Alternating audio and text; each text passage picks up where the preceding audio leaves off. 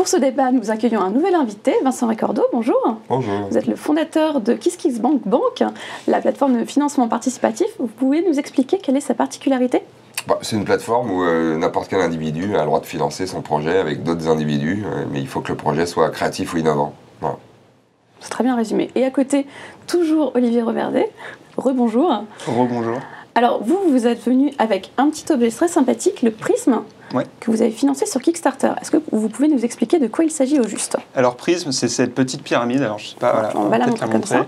Donc, cette petite pyramide qu'on va brancher sur ses enceintes ou sa chaîne Hi-Fi pour les rendre intelligentes. C'est-à-dire qu'avec Prism, on va avoir juste à appuyer sur un seul bouton. Et c'est l'objet qui va choisir pour vous la musique à passer en fonction du contexte, de vos goûts et de vos habitudes musicales. Donc la musique est streamée en fait directement depuis les plateformes de streaming de musique comme Deezer, Spotify ou SoundCloud. Et donc l'idée c'est de la musique instantanée, bien choisie et surtout vous faire découvrir des nouvelles choses. Donc ici avec la barre de réglage du volume, c'est ça ? Ouais, c'est ça exactement. Ok. Le financement participatif, effectivement, on en parle beaucoup, mais qu'est-ce que c'est au juste, Gaël ? Est-ce que tu peux nous expliquer ? Comme l'a résumé Vincent, effectivement, le financement participatif, c'est des gens qui donnent à d'autres personnes qui ont un projet qui est créatif ou pas d'ailleurs, parce qu'il n'y a pas d'obligation derrière.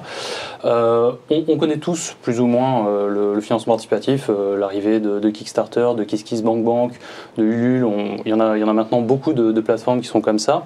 Nous, ce qui nous intéresse essentiellement ici, c'est sur les produits technologiques qu'on peut retrouver sur ces nombreux sites. Alors, on va faire un petit rapide historique de ces sites. Ça a commencé en 2008 avec Indiegogo, 2009 Kickstarter est créé, Ulule et KissKissBankBank arrivent en 2010.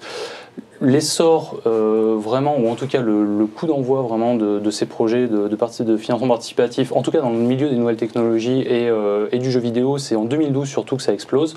Ça commence avec Double Fine Adventure qui devient Broken Age, le jeu de Tim Schafer, qui demandait à la base 400 000 $ et qui en récolte 3,3 millions. Pebble, la montre à écran e-ink, suit dans la foulée en avril 2012. Ils demandaient 100 000 $, ils en récoltent 10 millions. Ils auraient pu en récolter plus, mais ils ont arrêté au milieu. Ouya, juillet 2012, la petite console sous Android demande 950 000 $, en récolte 8,5 millions. Ou encore Oculus Rift, qui a demandé 250 000 $, qui en récolte 2,4 millions, toujours en septembre 2012. Et qui, 2 ans plus tard, est racheté 2 milliards de $ par Facebook. On ne raconte pas le reste de l'histoire. Bon, la suite, on la connaît.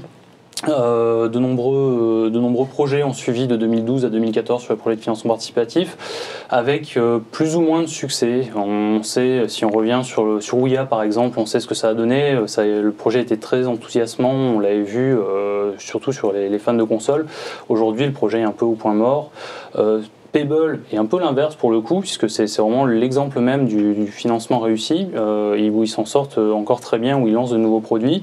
Et puis il y a des foirages total, typiquement Ring par exemple, Ring qui était un anneau connecté, qui était formidable. On mettait au doigt et puis on faisait des gestures comme ça, voilà, et puis ça faisait des trucs avec son smartphone, on voyait une photo automatiquement, des choses comme ça. Bon, il s'avère que Ring, dans la réalité, c'est un anneau qui ressemble plus à un boulon qu'on met au doigt. Une fois qu'on l'a au doigt, on peut plus fermer la main. Voilà, comme on voit derrière, c'est un peu une catastrophe. Voilà, c'est moche. Donc voilà, ça c'est un peu l'exemple qu'on a. Ils avaient récolté 880 000 $ sur les 250 000 demandés. Bon, de manière générale, il y a de tout sur les sites de financement participatif. Il ne faut pas oublier que c'est quand même un secteur qui est vraiment en croissance aujourd'hui. Si on prend quelques chiffres rapidement, on considère qu'aujourd'hui, il y a 465 projets de financement participatif qui sont lancés chaque jour dans le monde, qui comprennent tous les... Mais combien réussissent ? Alors ça, c'est une autre question après, combien réussissent. Une question qui est assez délicate, et pourtant les sites de financement participatif, que ce soit KissKissBankBank ou Kickstarter, affichent de façon très accessible les chiffres de réussite. Sur Kickstarter, si je me souviens bien de mes chiffres, c'est le taux de succès est de 40,13% aujourd'hui, au mois de novembre.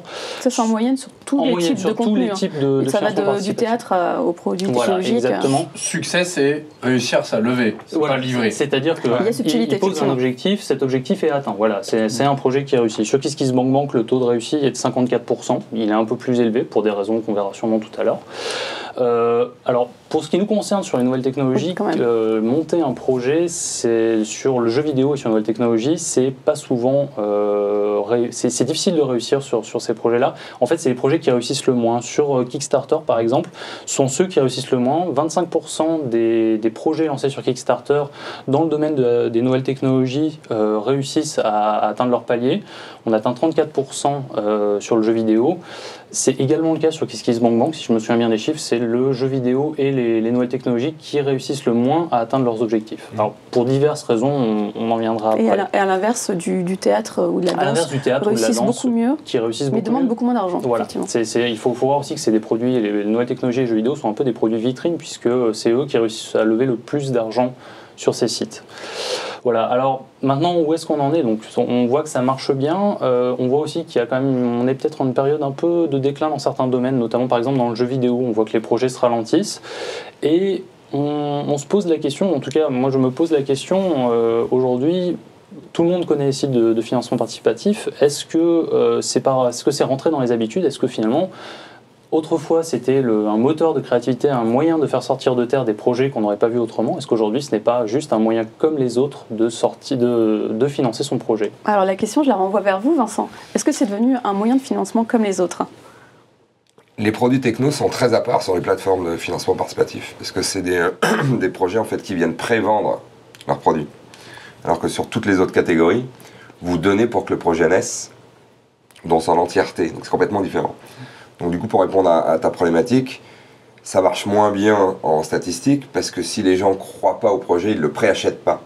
Alors que quand tu finances une pièce de théâtre, finalement la pièce de théâtre sera livrée et tu n'as pas une vision de ce que ça va être cette pièce de théâtre au niveau final. Donc du coup, il y a un flou beaucoup plus large. Alors du coup, les gens se sentent beaucoup moins tenus à une promesse et donc du coup, le taux de succès augmente. C'est ce qui fait la différence entre l'un et l'autre. Après, derrière, sur un produit tech, on le voit tout de suite.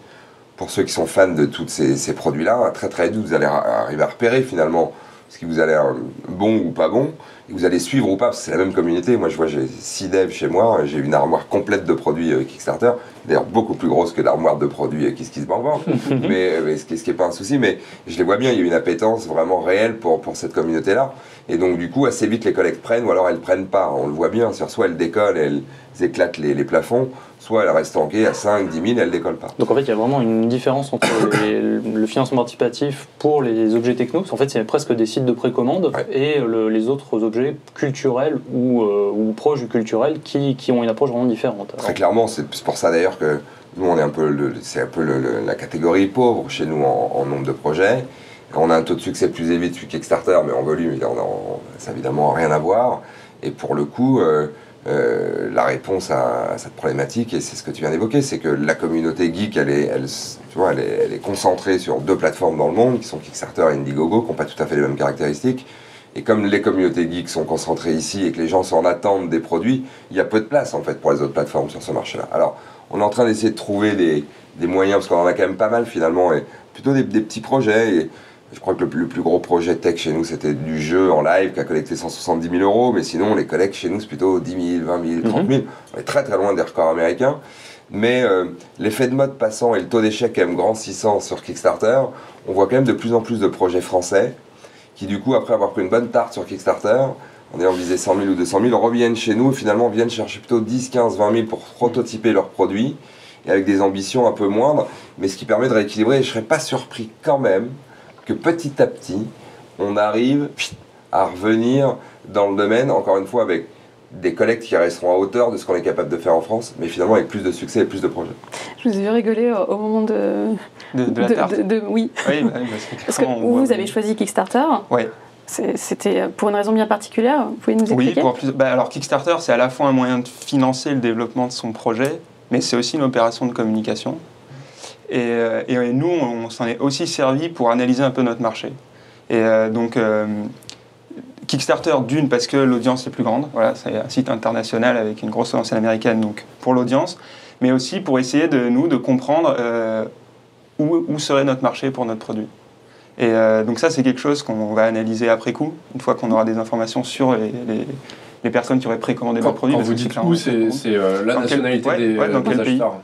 Dans quel pays ils sont. Des backers, pardon. Ouais, des backers, exactement.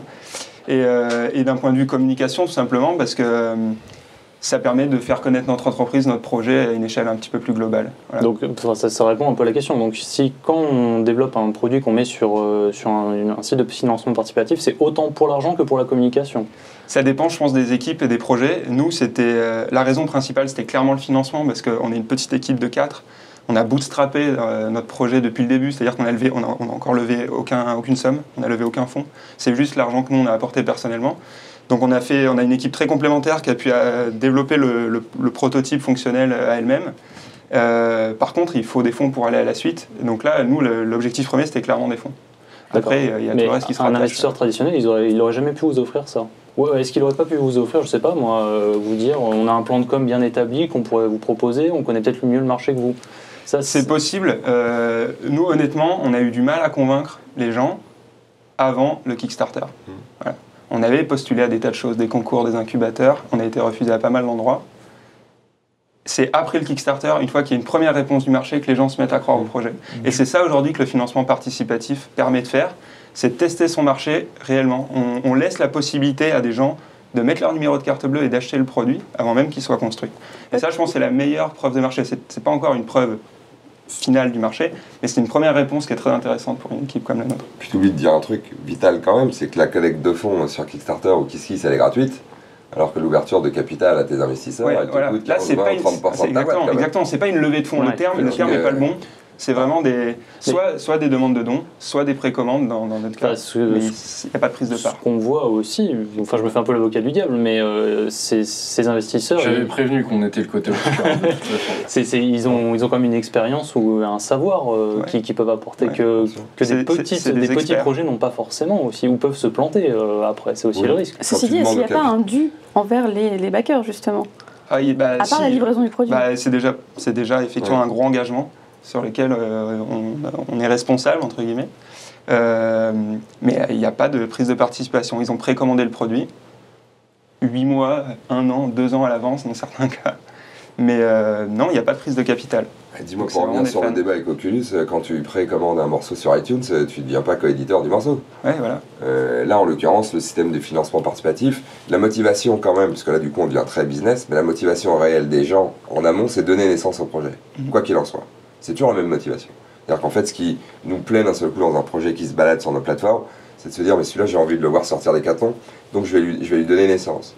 Il faut savoir que sur tous nos sites, je connais bien les mecs de Kickstarter, on a la même stat, il y a 25% des gens qui ne demandent pas de contrepartie. Sauf sur les projets tech, où l'intégralité de l'argent qui est collecté, c'est pas des dons, c'est du préachat. Donc du coup, on est quand même dans une... il pourrait presque y avoir, si tu veux, des plateformes dédiées, d'ailleurs il y en a 1 ou 2 qui ont essayé, ça marche pas, mais dédiées à ces produits-là, parce que déjà ça pose plein de questions fiscales, quid de la TVA, quand tu présentes ton produit et autres, ce qui n'existe pas quand tu montes ta pièce de théâtre et que chacun t'a donné 50 balles. Donc du coup, c'est vraiment très spécifique et c'est très difficile d'analyser le financement participatif par le prisme des projets tech ou des jeux vidéo. C'est vraiment un truc... alors, à part entière, parce que c'est ce qu'a fait la réputation notamment de Kickstarter, pas tellement la nôtre, mais celle de Kickstarter. Et donc du coup, c'est normal que les deux soient mixés, mais sincèrement, les comportements sur ces projets-là et sur le reste de la plateforme sont complètement différents. Moi, je vais rebondir sur ce que vous dites, sur le fait que l'intérêt, finalement, c'est de permettre à des projets d'émerger, alors que par des voies traditionnelles de financement, ils auraient probablement, il serait resté un dossier sur le bureau de l'investisseur, pas très intéressé finalement. Aujourd'hui, on voit quand même plusieurs projets, on pourrait en nommer quelques-uns éventuellement, qui se mettent sur des financements sur des plateformes de financement participatif purement dans un objectif de communication, alors qu'il était clair et net que voilà, le projet était déjà financé au moins à 90%, mais dans l'idée d'avoir peut-être plus de communication ou peut-être d'accélérer la prise de clients pour ceux qui ont un bien marchand à proposer. Et du coup, est-ce que ça trompe pas un petit peu l'intérêt classique, traditionnel des plateformes de financement collaboratif. Tu sais, c'est pour ça que je te dis qu'on est vraiment à la limite sur ces projets-là. C'est-à-dire que ça, en fait, si tu montais ton propre site avec un plug de précommande, Certains le font d'ailleurs. Certains le font.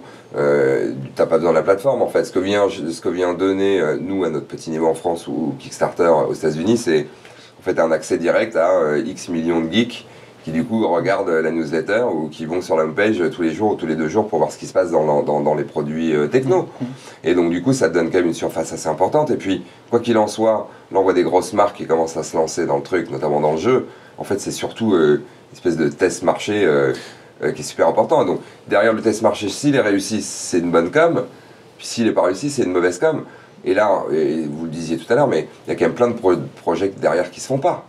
En tech, très peu sur les autres catégories et beaucoup en tech pour toutes les raisons du monde. Des fois le type se retrouve avec tellement d'argent qu'il passe d'ingénieur à prototypeur à industriel, puis les mecs ils explosent en vol parce que c'est pas tout à fait la même chose. Après technologiquement sur 1000 produits qui sont mis sur le marché en pré-test, il y en a tout simplement qui sont pourris et qui vont pas au bout du process. Donc du coup il n'y a pas de, je pense pas, il y a pas de procès à faire sur les gens qui utilisent ce moyen-là pour tester leurs produits.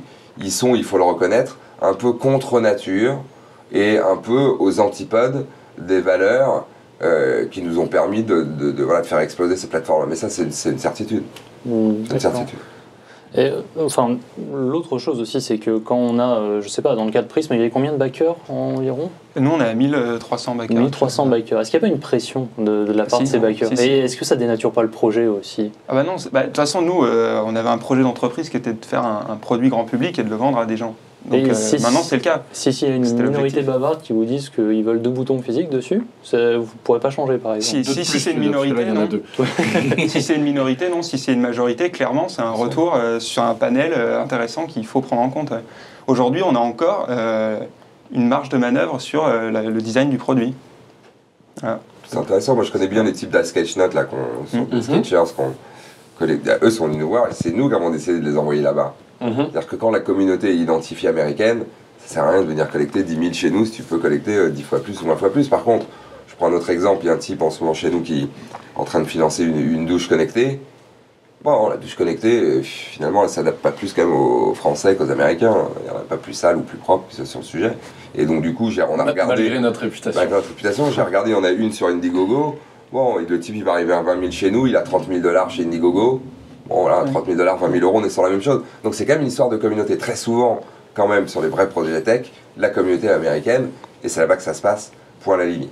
Pour autant, pour revenir sur ce que tu disais, et ça c'est pareil pour tous les projets, et on le dit souvent, nous on a 3 plateformes, y compris sur les 2 autres, qui sont de différentes natures, celui qui prend le risque chez nous, c'est jamais le donateur. Le donateur, il n'est pas démarché commercialement. Il n'est pas un type qui vient le voir en disant bah, mets un billet ici. Le type, il vient, il y a un produit, il dit c'est cool, c'est pas cool, il préachète sciemment. Tout le monde sait que quand tu rentres aussitôt dans un projet, il y a des chances qu'il ne se fasse pas. Et donc du coup, c'est pas aussi. Mais est-ce que les gens sont vraiment conscients qu'il y a des chances que ça se fasse pas ? Les gens sont conscients, tu le vois bien sur le nombre d'histoires qu'on relaie sur Kickstarter, peu chez nous. Alors pour le coup, le bon côté de ne pas avoir beaucoup de produits tech, c'est qu'on n'a pas tous les emmerdes que Kickstarter a les produits tech. Mais à l'inverse de ça, les vraies gageures et les vraies problématiques sur le nombre de projets tech sur Kickstarter, ils se comptent sur les doigts d'une main. C'est-à-dire si tu investis dans la vraie vie en tant qu'investisseur, tu enlèves les plateformes, tu es un business angel, et que tu fais les écoles de design ou les écoles d'ingénieurs, et que tu mets des tickets de 10 000 sur des projets, tu vas perdre 9 fois sur 10. C'est d'ailleurs pour ça qu'on exige une rentabilité de x9 sur ceux qui réussissent.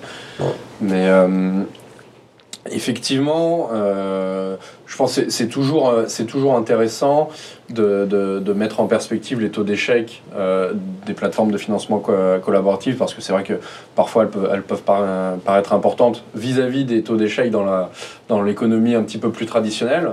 Mais c'est vrai que la différence, c'est qu'un investisseur, c'est son métier, il a choisi de prendre du risque, et on a l'impression, de temps en temps, quand on lit certains commentaires de certains backers sur certains projets, sur certaines plateformes, ça fait beaucoup de certains, beaucoup trop, non, désolé, que tout le monde n'a pas vraiment compris le rôle du backer. Et puis on revient à cette histoire de site de précommande, quoi. C'est-à-dire qu'il ne faut pas oublier que tout le monde n'est pas conscient, c'est-à-dire qu'il y a toujours la partie communication est tellement importante qu'on a l'impression d'avoir un produit avant même de l'avoir backé, quoi. Ça, pour moi, c'est quelque chose qu'on retrouve beaucoup sur les sites de financement participatif. On a l'impression qu'il existe déjà alors qu'il est parfois même pas à l'état de prototype. Ouais. Ben, en fait, alors je ne sais pas trop dans le cas de KissKissBankBank, mais sur Kickstarter, ils ont passé des guidelines, des contraintes en fait, où on n'a plus le droit aujourd'hui d'illustrer son projet uniquement avec des rendus 3D, et il faut des photos d'un prototype réel. Ça, c'est quelque chose qui a changé suite à plusieurs... On ne peut plus chercher du financement pour prototyper, mais maintenant, on doit avoir un prototype et on doit chercher du financement pour industrialiser. Okay. Parce qu'il y a eu des projets qui étaient bien trop en amont, et ça a posé des problèmes, parce que là, le risque, il est vraiment énorme. Alors, parce que les gens ne sont pas forcément conscients des délais. Mais alors, c'est ce que demandent les plateformes. Alors, je vous laisserai répondre sur KissKissBankBank et sur Kickstarter. L'équipe Kickstarter, aujourd'hui, ne valide plus les projets, mais les consulte quand même après coup. Et en fait, il y a, dans ces guidelines, ils nous imposent d'être transparents sur une roadmap, par exemple. Donc après, l'idée, c'est on convainc pas, les gens sont d'accord, ils sont dubitatifs. Ça après, ça se passe dans les commentaires, etc. On peut discuter avec les gens. Mais c'est des choses qui sont imposées aux porteurs de projets. C'est d'être transparent sur la roadmap et sur ce qui reste à faire. Et après, il faut quand même, en fait, si tu veux, il faut quand même faire une synthèse. C'est-à-dire que nous, on s'est lancé en 2009, pas en 2010, c'est-à-dire quasi en même temps que Kickstarter. Il y a des millions de projets qui sont nés dans le monde grâce à ces plateformes. Et notamment sur des projets tech comme ça, t'en parlais, mais c'est un peu la même chose que sur des startups plus classiques. La difficulté de financer ces projets dans la vie réelle, ils sont juste dingues. Tu vois, c'est-à-dire qu'un business angel, très souvent, ou un capital risqueur, ça te demande d'avoir un concept proof, d'avoir sorti quelque chose qui marche, d'être hyper avancé, surtout en France, encore aux États-Unis, mais surtout en France. Et donc du coup, c'est quand même un déclencheur complètement dingue. Et pour le petit nombre de problèmes qu'il y a et qui continuera à y avoir, et d'ailleurs, plus le temps va avancer, plus il y en aura, puisque nos plateformes grossissent. Si tu fais une synthèse entre ce que ça a fait de bien et ce que résiduellement fonctionne mal, il n'y a vraiment pas photo. Et si en plus tu ajoutes à ça qu'on n'a que 4 ou 5 ans, on est en il y a plein de réglages à faire. Tu vois, je veux dire, on a quand même eu le marché devrait dépasser 10 milliards de dollars en 2014 alors qu'il était à 0 en 2009. Forbes estime que en 2020 sera 1000 milliards de dollars. On est sur un marché qui a une croissance dingue, mais, et ça je vous garantis que ça se passe comme ça, c'est que sur une plateforme, c'est pas le donateur ou l'investisseur qui prend le risque. C'est celui qui porte le projet.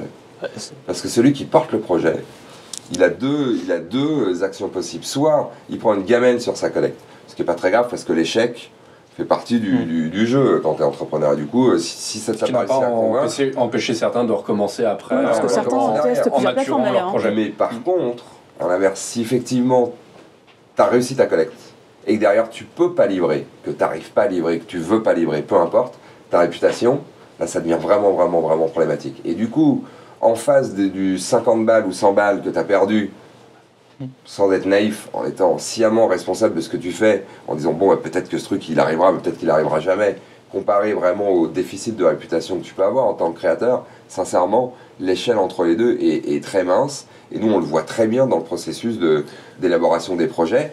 Autant les donateurs sont sereins, autant les créateurs de projets flippent. L'expérience le montre pas forcément. Moi, je pense par exemple à Broken Age. Je ne sais pas si vous avez suivi. Donc, à l'origine, c'était un jeu de Tim Schafer. C'était le premier qui a lancé ça. Il avait dit ok, moi, je vous fais un jeu d'aventure à l'ancienne, comme vous le demandez. Hop, il récolte 3 millions. À 2 mois de la sortie du jeu, le jeu, il arrive, il se dit bon, moi, j'ai plus d'argent et on sort en 2 parties. Qu'est-ce qui se passe et donc il sort sa première partie en janvier 2014, la deuxième partie va sortir en janvier 2015.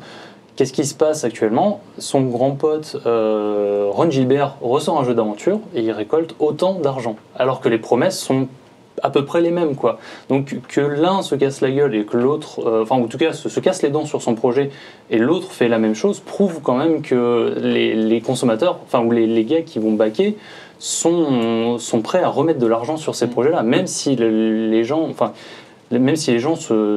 échouent à livrer leur projet à temps. Oui, non, mais bien sûr, là, Tim Schafer, vu la réputation qu'il avait avant, le fait d'être, on va dire, en semi-succès sur son projet, c'est pas un problème. Est-ce que la preuve ce que tu dis et sur l'affect qu'ont les consommateurs pour ces plateformes se résume dans ce que tu viens de dire. C'est les mêmes mecs qui ont mis sur Tim Schafer et sur le projet dont tu parles. Parce que l'affect, quand tu es un Bakers ou un KissBankers, et que tu viens donner naissance à un projet, si ça se fait pas parfois, c'est pas grave. Tu continues parce que l'empathie que tu as pour le créateur de projet et le plaisir d'avoir participé à un projet qui va au bout avant les autres suffit. Et la preuve en est, regarde les chiffres qui sont grandissants. Je veux dire, il y a autant de mecs qui ont hurlé sur, les types ont gueulé sur Oculus parce que il y a eu une bascule sur Facebook derrière. Ça ne les empêche pas de revenir chez nous sur Kickstarter pour acheter des produits tech. Aujourd'hui, bon, vous l'avez un petit peu évoqué tout à l'heure, mais on va poser la question en clair. Qu'est-ce qui fait la différence entre les différentes plateformes de financement participatif? Comment on l'a choisi et pourquoi on passe par une plateforme de financement participatif plutôt qu'une page de précommande? C'est un vous général. Kickstarter et pas pour les raisons que j'ai évoquées tout à l'heure, en fait, l'audience principalement, pour avoir un marché potentiel beaucoup plus gros. Après, du coup, c'est poser la question de Kickstarter ou Indiegogo. Alors, comment choisir entre les deux? C'est pas un choix facile, en fait, parce qu'aujourd'hui, c'est beaucoup plus simple en tant que porteur de projet français d'aller sur Indiegogo. Kickstarter, c'est assez compliqué parce qu'encore aujourd'hui, il faut une filiale aux États-Unis. Il faut créer une société aux États-Unis ou avoir un bon pote américain qui va tout gérer. Ou au Canada depuis peu. Oui, il y a d'autres pays, hein, mais la France, est pour l'instant, ne fait pas partie de la liste. Donc, ça, il paraît. Prêt. Donc, alors pourquoi on est allé sur Kickstarter et pas sur Indiegogo? En fait, on s'est dit que c'était la plateforme de référence aujourd'hui. Aujourd'hui, ils ne valident plus les projets, ce qui n'est pas forcément bien, selon moi, pour la plateforme, enfin, en tout cas pour les backers. Mais il y a quand même aujourd'hui une notoriété de Kickstarter qui est supérieure à celle d'Indiegogo. Globalement, quoi. Donc en fait, on est allé chercher la plateforme où on s'est dit, allez, là, on va toucher le plus de monde possible. C'est pas tant une question d'argent, c'est-à-dire que la part que ponctionnent Amazon et Kickstarter, ça joue moins que la visibilité qu'ils offrent. C'est à peu près comparable. Entre Indiegogo et Kickstarter, c'est à peu près comparable. Je crois que c'est un peu moins sur Indiegogo. Mais par rapport à avoir son propre plan de com, sa propre page ça coûte cher. de précommande, etc. En fait, si on fait sa campagne de financement participatif sur son propre site, ce qui est possible, ça s'appelle des self-starters. Ça nécessite un budget com considérable parce qu'il faut générer ce trafic vers votre site. Et c'est le même problème entre Kickstarter ou Indiegogo, il faut quand même générer son trafic. La plateforme en apporte un peu. Kickstarter, selon nous, c'était celle qui allait en apporter le plus. Et nous, on est une équipe on avait vraiment un budget extrêmement restreint. Du coup, on s'est dit, on va aller là où on aura le moins d'efforts à faire pour faire connaître le projet. Parce que c'était ça la grosse difficulté. Comment, depuis Paris, on va faire connaître notre projet dans le monde entier? Mais est-ce que ça ne nécessite pas justement des efforts supplémentaires? Puisque de toute façon, il faudra faire patienter pendant, là, c'est quoi, 6 mois, 1 an, avant que le produit sorte? Ça nécessite de la communication, ça nécessite presque un poste pour assurer tout ça, non? Oui, c'est du community management. Il faut tenir au courant les gens de nos avancées pour les rassurer, pour qu'ils aient des nouvelles, tout simplement, parce qu'ils font un peu partie de l'équipe, entre guillemets. Après, c'est pas du marketing, quoi. C'est de la communication. Donc une newsletter toutes les semaines, c'est déjà beaucoup en fait sur les projets que l'on a pu étudier. Donc une newsletter toutes les 2 semaines, c'est quelque chose qu'on peut prendre parfaitement en charge. La communication dans le monde entier pour faire connaître un produit, c'est autre chose, quoi. Et j'ai l'impression à vous écouter, en tout cas, il n'y a pas tant de concurrence que ça entre les plateformes, plutôt des plateformes qui ont des domaines assez différents. Enfin, là, t'écoutez, la question de KissKissBankBank, par exemple, c'est pas posée, c'était Indiegogo ou Alors, ça veut dire qu'il y a chacun son champ de spécialité, en fait. Non, elles sont, pour le coup, pour les 4 premiers mondiaux, c'est-à-dire Kickstarter, dans leur Kickstarter, Indiegogo, KissKissBankBank, Ulule, on a la même. Enfin, on a exactement les mêmes catégories quasiment. Il n'y en a qu'un qui joue pas le jeu et qui met un merdier monstre sur le marché, et j'espère qu'un jour, du coup, ils paieront le prix, c'est Indiegogo. Parce que la règle numéro 1 du financement participatif, pour garder ce lien affect-naissance du projet, veut que si tu n'arrives pas à collecter le montant, l'argent est réduit. Là, sur Indiegogo, comme ils ont été complètement largués par Kickstarter, ils ont ouvert les vannes, et aujourd'hui, tous les 5, on décide de monter un projet bidon bien ficelé sur Indiegogo. Il y a 5 types qui nous donnent $50. On les garde. Alors qu'on n'a aucune chance. On va boire une pinte. Alors ça, c'est quand même affiché sur le projet. Il y a les 2 possibilités sont faisables. Et les backers savent à l'avance s'ils s'engagent dans un projet flexible ou fixé. Mais c'est pas ça. Mais je suis d'accord que quand on propose un projet, il est entier. On ne fera pas croire qu'on va livrer la moitié du projet. J'aurais pas confiance dans le financement d'un projet flexible de ce type-là. D'autant plus que c'est pas un dogme, c'est juste une réaction à un déficit de réussite par rapport à Kickstarter. Ils se sont dit, bon, on va ouvrir ce marché-là. Tous les projets, excuse-moi, de merde du monde sont sur Indiegogo. C'est juste pas possible. Et pour le coup, sur Kickstarter, nous on n'est pas là encore, mais sur Kickstarter, ils ont décidé de remplacer la sélection chez eux pour des questions de scalabilité, en se disant qu'aujourd'hui l'intelligence collective Sera suffisante. sur un montant taqué suffit. Et ils ont raison. Ça baisse un peu le taux de succès, ça augmente le volume, et finalement, si t'es pas crédible, t'es pas crédible. Mais si t'es pas crédible et que tu collectes 100 €, alors on rend les 100 € au Gugus et tout se passe bien, mais si t'es pas crédible et que tu collectes que 100 € et que tu te sauves avec pour boire un coup, ça n'a juste pas de sens. Et en l'occurrence, je pense que Indiegogo est en train de faire beaucoup de mal au secteur du crowdfunding. Alors après, pour finir sur ta question, on est généralistes tous les quatre. Donc on est sur les mêmes plates-bandes. Il y a une différence de marché qui est monumentale, mais on se cache souvent derrière le marché. C'est plus une question de culture que de marché. Parce qu'on a dépassé les 20 millions quand Kickstarter a dépassé le milliard. On a commencé en même temps. On a commencé en mars 2009, nous en septembre 2009. Donc du coup, il ne va pas y avoir autant de différence. Et en l'occurrence, la différence de marché devrait faire, je sais pas, x3, x4, x5, peut-être aller x10 grand max. Alors c'est x50. Et le x50, il est expliqué par l'appétence que peuvent avoir les anglo-saxons pour le risque, pour la nouveauté et surtout pour le financement privé. L'intégralité de leur pays est construite sur l'argent privé. Chez nous, tous les milieux culturels sont super subventionnés. Il a fallu expliquer aux gens que c'était plus le CNC qui devait financer le cinéma, mais que c'était les types en direct.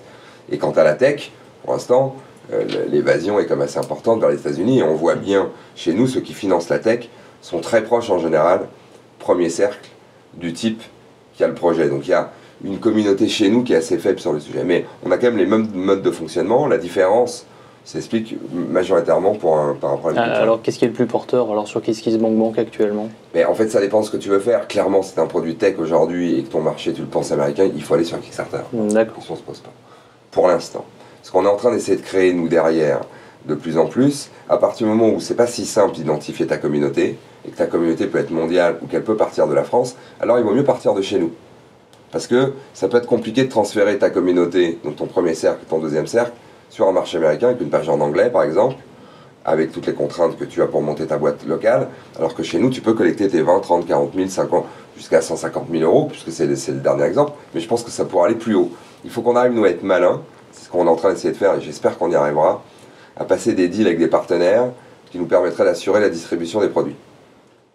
Ah, je donne une piste, mais ça nous permettrait de contrecarrer ça. Mais ça va prendre un peu de temps, et pour l'instant, encore une fois, premier cercle à driver, une communauté pas identifiée, on peut venir sur KissKiss. Si la communauté est identifiée américaine, il faut aller là-bas, pas de problème. D'accord. Ça nous fait donc un bel éclairage sur le financement participatif, pas forcément évident à appréhender du côté des backers, qui sont donc les participants au financement, comme du côté des créateurs qui doivent faire le choix entre diverses plateformes.